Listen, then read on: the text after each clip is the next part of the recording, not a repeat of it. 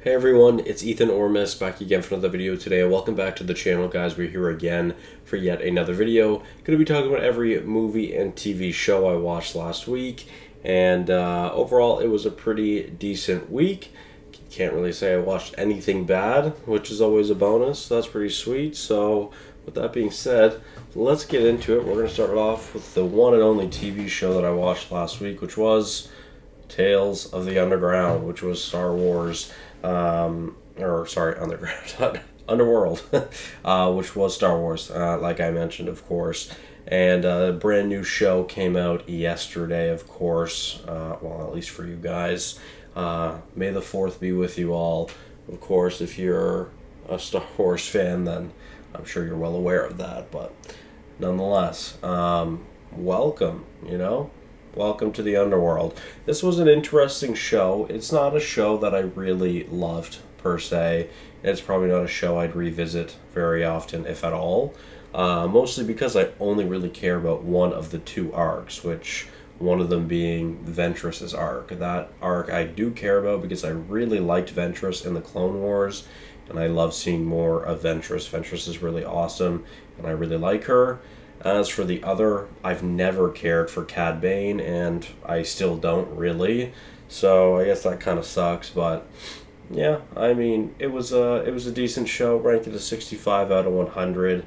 Not my favorite, not my least favorite. It's fine. All right, let's hit the movie. Starting it off with my least favorite watch of the week, which was Solaris, which I ranked a 61 out of 100. This is the Steven Soderbergh one from 2002, which I did decently enjoy, I'd say. I ranked it a 61 out of 100.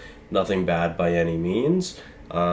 Just was okay, I can definitely understand a lot of people watching this movie and really falling in love with it, which is fair. I just personally didn't fall in love with it a whole lot, and ultimately I think it's a decent character study, but yeah, just didn't love this movie. It's not bad though, it's not my least favorite Soderbergh either, so that's always a plus, I guess.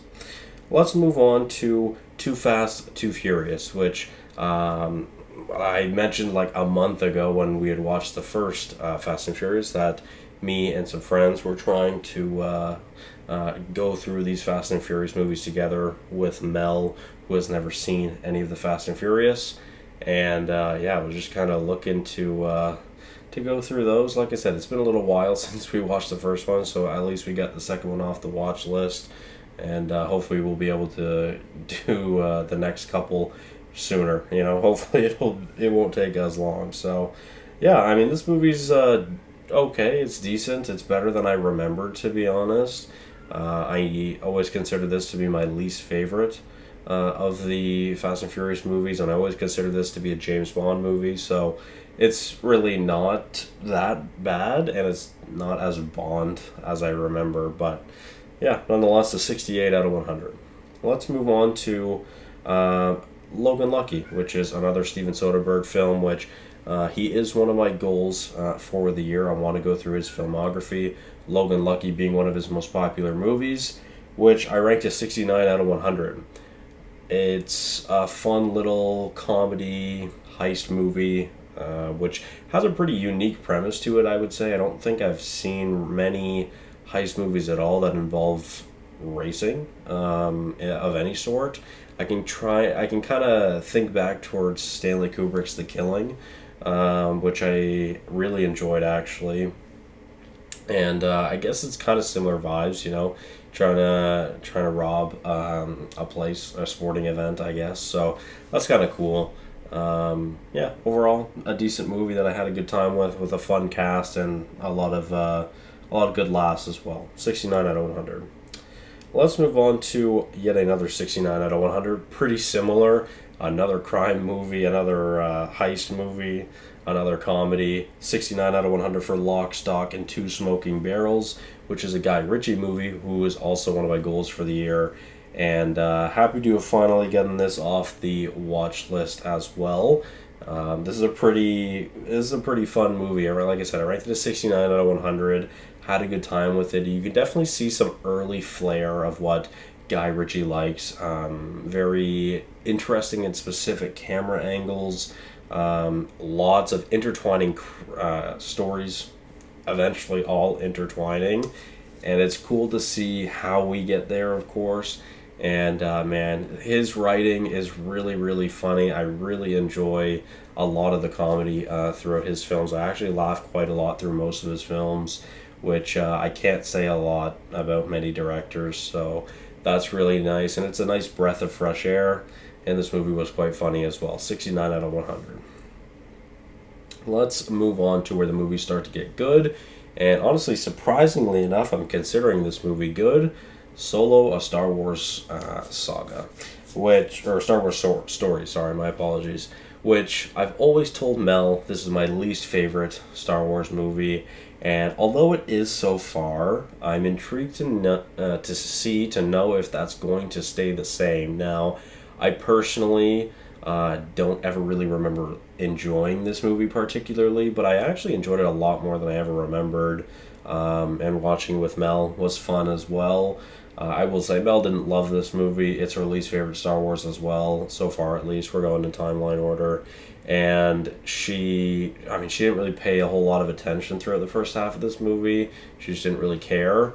But once the Kessel run and the Kessel stuff started, it got really entertaining and really good. And I had a really solid time with it. And definitely the highs of the Kessel run were my favorite part about this movie. And unfortunately, there's just not a lot of really high parts of this movie. Now, again, I still enjoyed it more than I thought I was going to, so I think that's just a plus. That's a bonus, So, 70 out of 100 for Solo.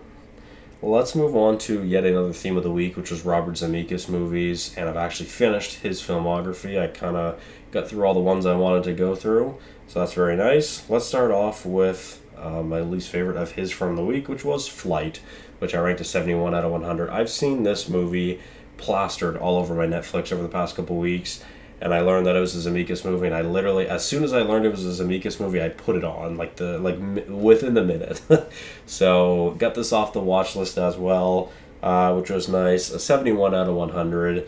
A pretty intense story about addiction and the mistakes, I guess, that addiction can cause, and the challenges that addiction causes. Now, I can say I'm pretty fortunate. I don't really suffer from addiction very much. I don't find, don't get me wrong, I can be addicted to certain things at certain times, but especially in a substance matter or any sort of substance, I've never really been obsessed, or I've never had that attachment to something. Especially not of any drugs or alcohol. I don't do drugs. I don't drink. Never been drunk. Never been high. So, like I said, I'm kind of glad I can stay away from that, because, ultimately it is my choice. But not everyone can battle addiction, and addiction, I can only imagine how hard it is to battle. So yeah, it's definitely worth a watch, especially if you're someone that has struggled with addiction. I would recommend it. 71 out of 100 for Flight. Let's move on to Castaway. All I wrote in my review is it's good, but it's no Pi.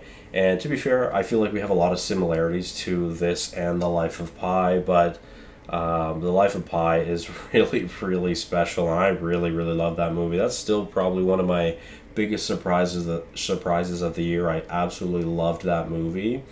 And it's probably a movie I really would like to revisit more than any other I've seen this year. So, yeah, don't get me wrong, though. Castaway was a pretty solid movie, ranked at a 73 out of 100. Obviously, a pretty great Tom Hanks performance. I just felt like it's pretty slow, and it's kind of boring, and it's a little long at times.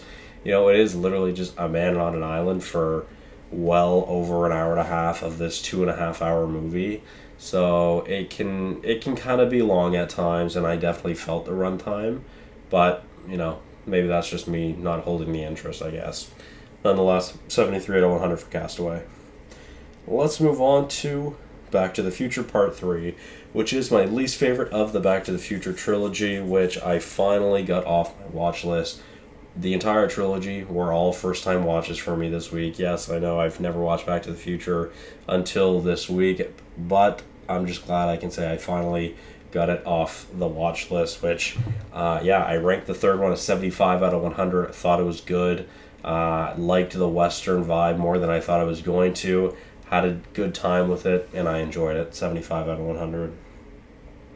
Let's move on to another Zemeckis movie, which is Who Framed Roger Rabbit, which is probably Zemeckis' most funny. It's probably his funniest movie, and this movie is really quite technically insane and amazing. The detail to the cartoons and the animation throughout this movie that also affects the real world surrounding it is really impressive, which I feel like, there's a lot of times where you can see shadows or reflections of these characters, and I feel like that's something a lot of directors, just may miss or just not think of or not care about. But the care in this movie was really spectacular and really surprising. And like I said, this was a really, really funny movie, perhaps Zemeckis' funniest movie, although I also really like Death Becomes Her, which is another very funny movie of his. But yeah, 77 out of 100 for Who Framed Roger Rabbit. Let's move on to Forrest Gump, which is an interesting movie because I feel like it's known as one of the greatest movies of all time. But lately, over the past, couple years or so, last few years, I feel like there's been kind of like a fandom that have turned on this movie and that don't really like this movie. And I've actually heard a lot of negative things about this movie. And to be fair, this isn't the best movie ever made by any means. I rate it a 78 out of 100. I don't think it's bad.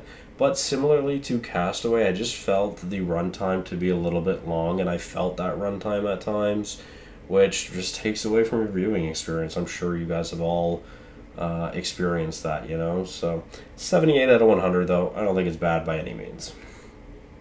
Let's move on to another 78 out of 100, Contagion, which is a very interesting movie. Again, a Steven Soderbergh movie. But this one is really interesting just because of how,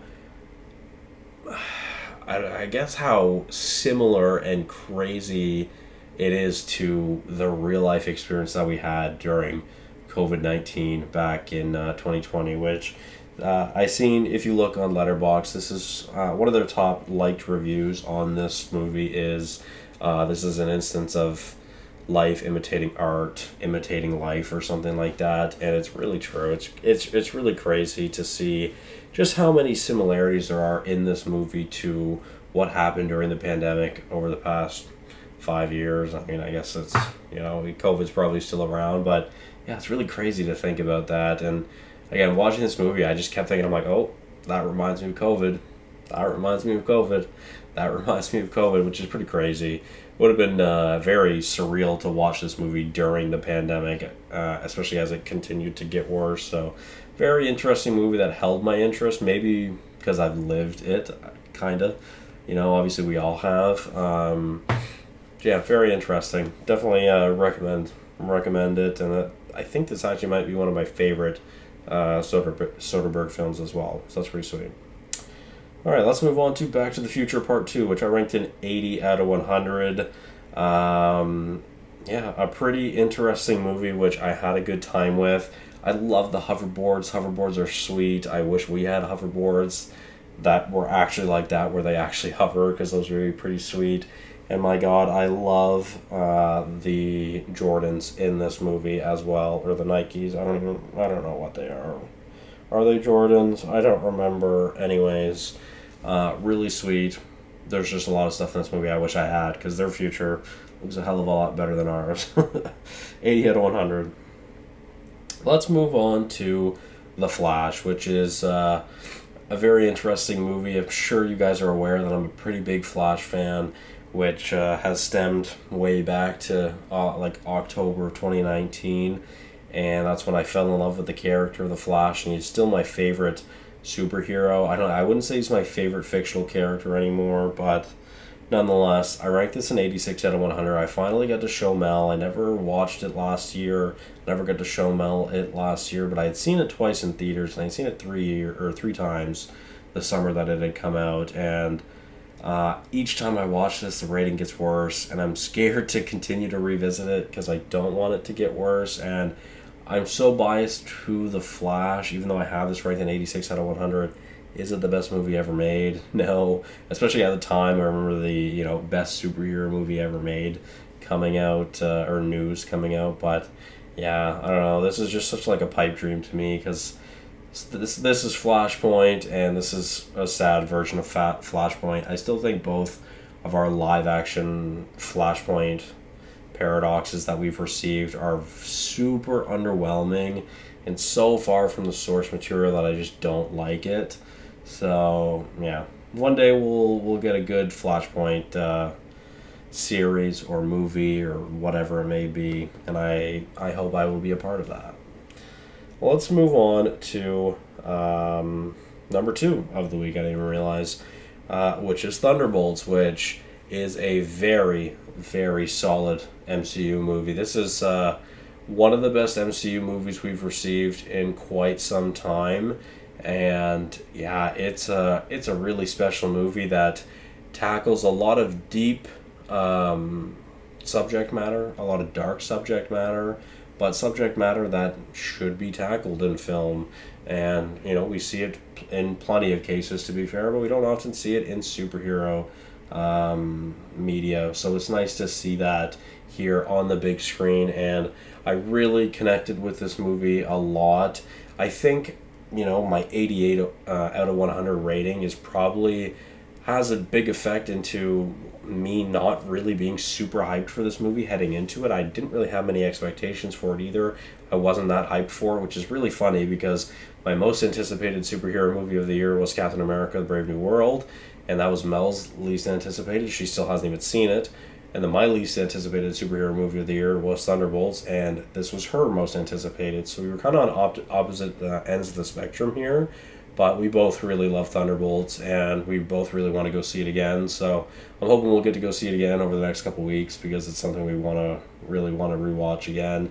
And this movie brought me to tears. That one scene where, spoilers, everyone is coming to help Bob and fight the Void. It really, really just kind of set me off, and like I said, kind of just emotionally destroyed me. And yeah. It's also a very great score, which I can't recommend enough. I love a good score. 88 out of 100. Let's move on to my favorite watch of the week, which I'm sure you can guess by now. It is Back to the Future, which I ranked a 94 out of 100.